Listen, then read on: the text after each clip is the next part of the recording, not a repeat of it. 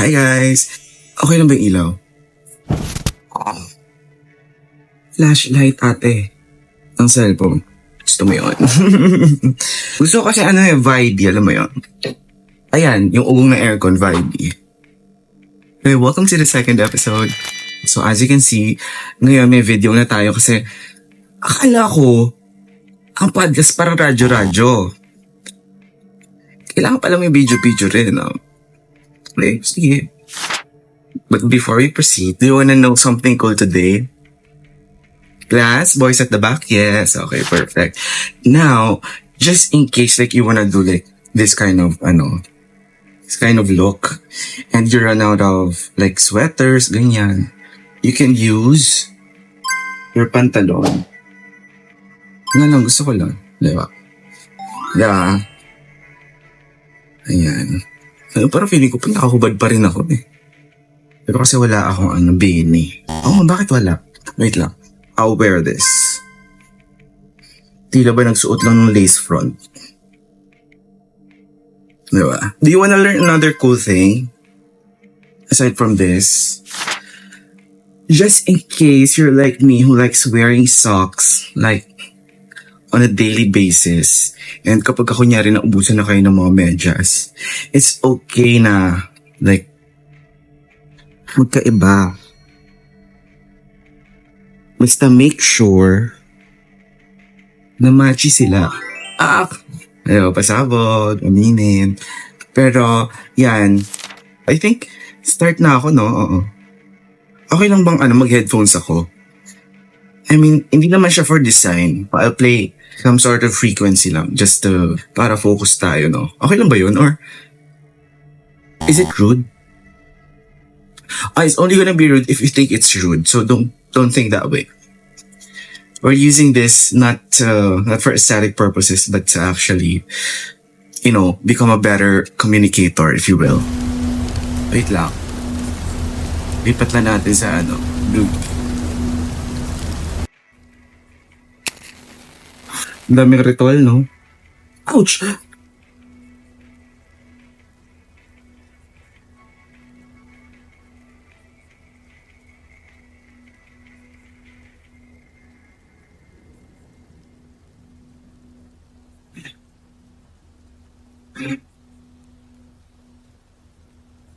Yan. So I think we're all set.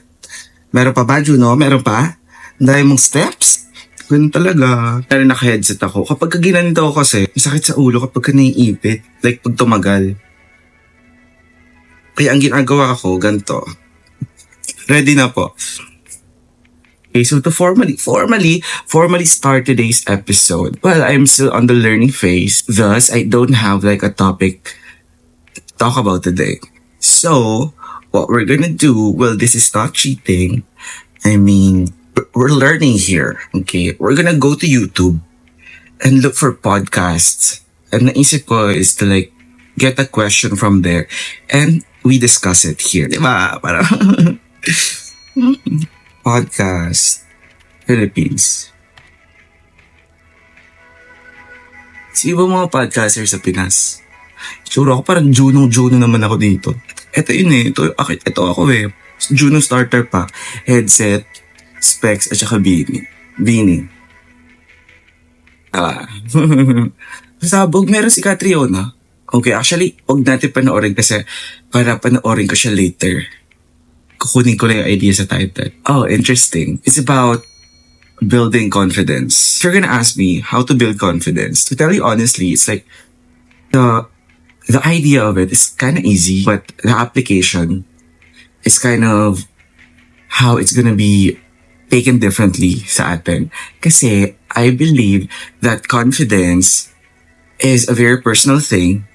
I believe our confidence, it gets boosted because of our association to something. Now, as for me, where do I get my confidence from? Well, I'm already confident. So basically, how do I boost my confidence? Oh, so that's first one. You have to identify what are the things that can boost your confidence. So, I think I'm most confident when kumpleto ako sa tulog. Kapag hindi ako puyat. Kasi, when I'm well-rested, I'm able to think clearly. Ano pa ba? Ayun, kapag ka nagbibihis ako, kasi kapag ka nagbibihis ako, I know that I'm presenting myself in a way that resonates my authenticity. Thus, I'm dressed up very nicely because I think my authentic self is presentable. Di ba? Parang ganon. One more thing, di ba? So aside from having enough sleep, dressing well, being able to put up quality works when it comes to my makeup artistry. So, ayun. Yun lang yun. I think be authentic lang. To be confident, you have to be authentic. You have to embrace yourself. You have to embrace everything about you. You have to embrace who you are.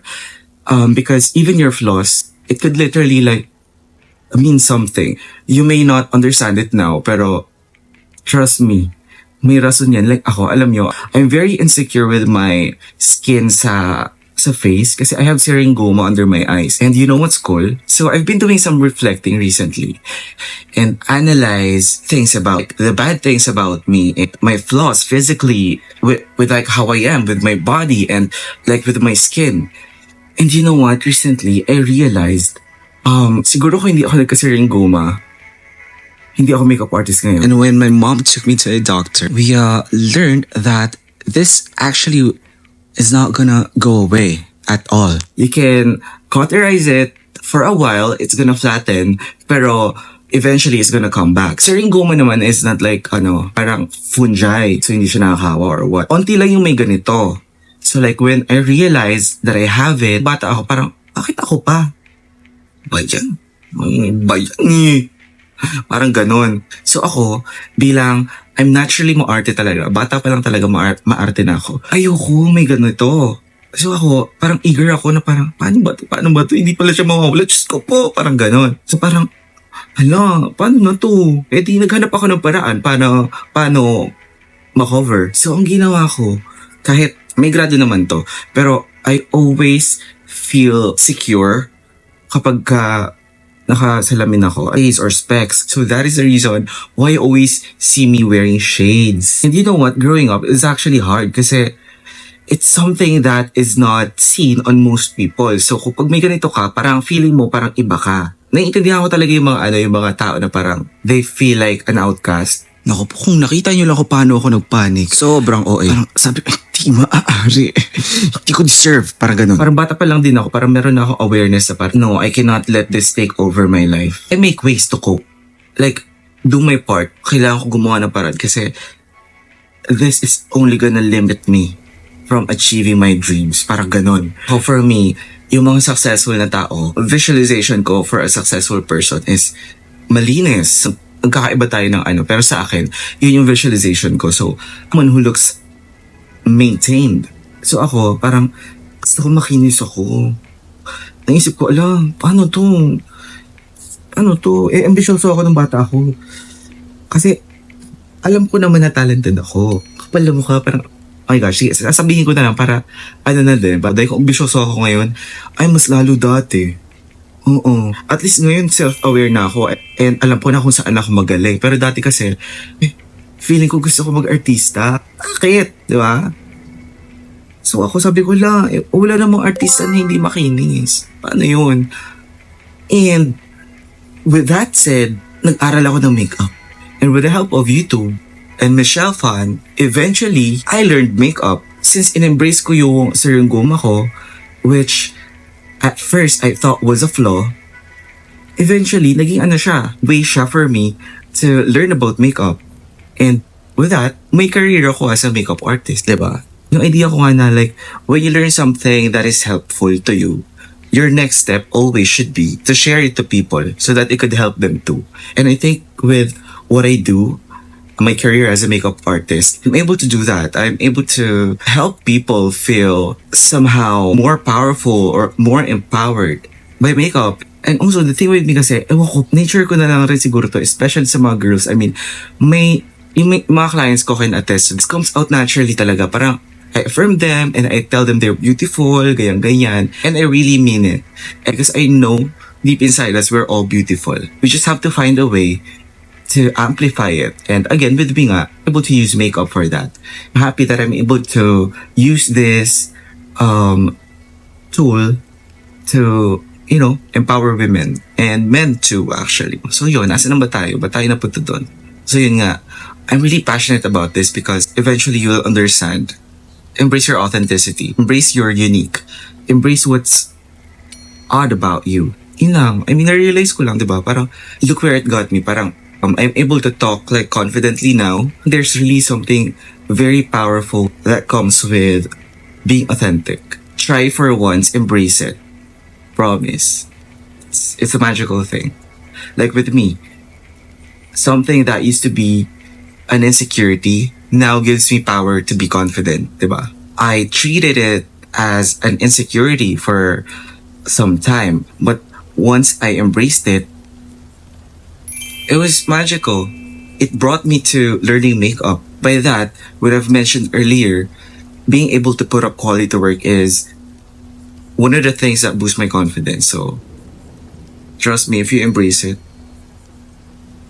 you'll be unlimited. So gusto ko lang idiin talaga na this has been the biggest insecurity of mine. Pero imagine, through this, natutuwa ako mag-makeup. And through makeup, my passion with photography is awakened. And now, with this podcast and be vulnerable and talk about these things, it's just amazing what being authentic can do to you. So yun. Thank you so much for watching this episode. And try lang din naman to kasi nga may nagsuggest na parang mas masaya daw kapag may video and nakikita yung nagsasalita. So, trinay lang natin. And kaya pala natin. O, kaya naman talaga natin. Siguro no first episode, I kind of made space for my ego to have a little bit of control by not filming like this. You experience miracle every day if you are authentic.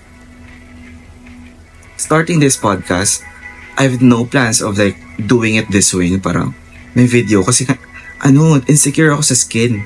And now, no one can use it against me. Di ba? Ay, yan, Illuminati confirmed. Charing. So yun lang guys. I hope you learned a thing or two. Good vibes for you. Keep shining bright and stay cosmic. Cosmic things.